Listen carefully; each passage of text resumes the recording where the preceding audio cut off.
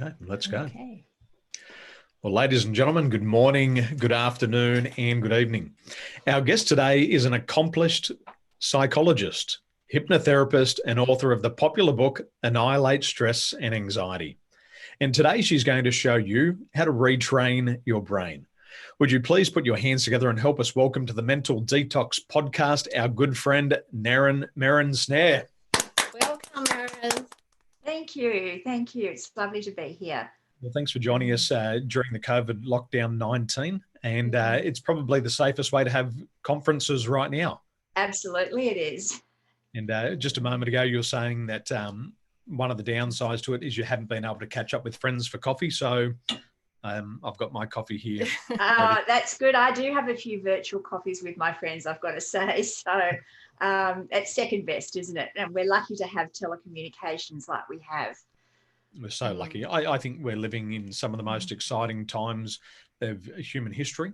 And I believe that this is something that a lot of people have wanted. People have said, I don't like the job that I'm doing, but they've been saying that for a decade. We were cabin crew, and in Emirates Airline, we had friends 10 and 15 years ago saying they hated their job, and they're still there today. Yep. And now they're getting locked down. We've heard people begging for holidays, begging for time off. And I think it's answered a lot of prayers. There's so much silver lining here. I think we'll come through this with a very different focus as well. And I'm looking forward to some good things coming out of it. Oh, excuse me. Now, that's not COVID-19, I promise. I've had the test. Now, we do all go a little bit insane in the brain from time to time. We all experience stress. We all experience anxiety, and including you. You've experienced anxiety in the past.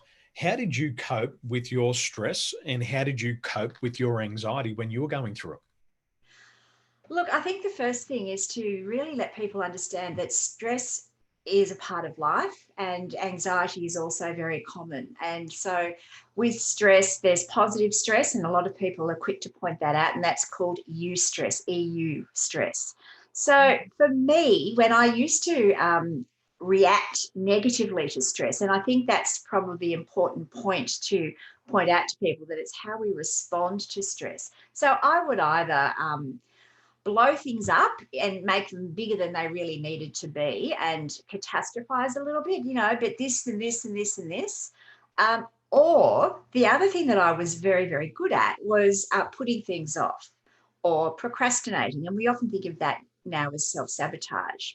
So, for example, if I had an assignment that I needed to do, I was very, very good at coming up with other things that needed to be done instead of getting started on that assignment. And I think that we can all do these sorts of things in our life. We can all find something that's going to stop us from doing what we really should be doing or what we know we really want to do. And this is okay to a point, but it's when it starts to interfere with the quality of our life that we really need to do something about it. So, yeah, look, I could catastrophize like the best of them. And all of this relates to how we think about things. Our thinking is such an important part of how we experience our world and how well we move forward. We were looking at a client's emotional quotient assessment yesterday, and just a little bit of a different wording here that we were using. And the client actually magnifies the losses, blows the losses up out of proportion, but then minimizes the victories. And that was one of the way this client was sabotaging herself. And so we started to learn more about it. How do you do that? And she was an expert in magnifying the problem. She was also an expert in minimizing the victories. And that was one of her self-sabotaging patterns. Absolutely. And I think that's a really common pattern. And once again, it links into how we think about things. And our thinking, I think, is perhaps one of the most important things that we've got to work with. And we can work with our thinking. We can change it. And that's really all thanks to this scientific term called neuroplasticity. And that really means that we can retrain our brain. And I liken neuroplasticity, which really means the more you work at doing something, the stronger the neural connections and pathways become. And so you become better at it. And similarly, if you stop doing something, you sort of lose your skill and that those neural pathways weaken. And I often go to the example for myself of learning to tie shoelaces. It must have been traumatic for me as a little kid for some reason, because I often go to this to explain the more I practiced and tried to get those loops and pull them tightly and get my shoes to stay on my feet. And I can remember my mother encouraging me and saying, yes, just a little bit tighter next time, and gradually doing it. That's how I learned that skill. And I think this is how we learn pretty much everything. We do it, we refine it, we practice it, we strengthen those neural pathways, and we become good at it. And similarly, if we don't do something, we tend to lose that skill. So this is really, in essence, how neuroplasticity works. And if we keep this in mind, it means that we actually can train our brain to do things, to either learn new things or to unlearn things that we don't want. And I think this is really gold for us. I think that word unlearn is incredibly important. So important. We talk a lot about habits, and Les Brown is a great speaker from America, and he says, if you do what is easy, life will be hard. And if you do what is hard, life will be easy. And some of these habit patterns, people talk about 21 days to create a habit. There's some habits that you have to maintain for life. And I once learned, Merryn, that a chicken with the brain the size of a pea, it can develop a habit of sitting on an egg for 21 days and make it hatch. Now, with its brain the size of a pea, and ours, what is ours, about 2.5 kilos? It's a huge bit of grey mass there. With our huge brain, we can learn to develop anything that we truly desire. Now, offline, you were mentioning a branch of psychology called positive psychology. What's positive psychology?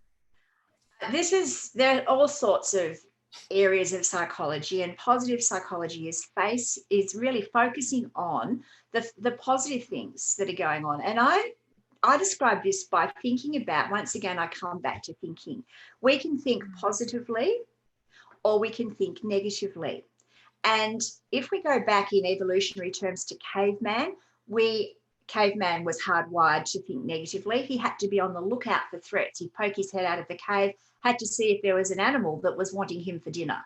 So he was always looking out for what was wrong. And that's this negative default thinking that we all are hardwired with. So we're always looking out for what is wrong. So that example you were talking about before of magnifying the problems and minimizing the losses, that's looking out for what is wrong. So that's our default setting, our negative thinking. But we're also capable of positive thinking. And positivity is where positive psychology comes into it. So we're all a blend of positive and negative, but for many people, they have more of the negativity than they have of the positivity. And we see the negativity, I think of it like a spring or a spiral that goes down from an anxious thinking perspective. And with negative thoughts, they're like a spring that goes on and on and on and on and on. And you've got to learn how to cut that spring so that you can then move back into that world of positivity. Once you are aware of what your negative thinking is, you then need to learn how to reframe it so that it becomes positive. But I was just going to say, I think that whole positivity thing is really about let's learn how we can think positively, because the more time we spend thinking positively, the less time we've got to think negatively. So it's like a simple equation in that sense. We talk about the law of substitution, and we say you can think a positive thought or you can think a negative thought.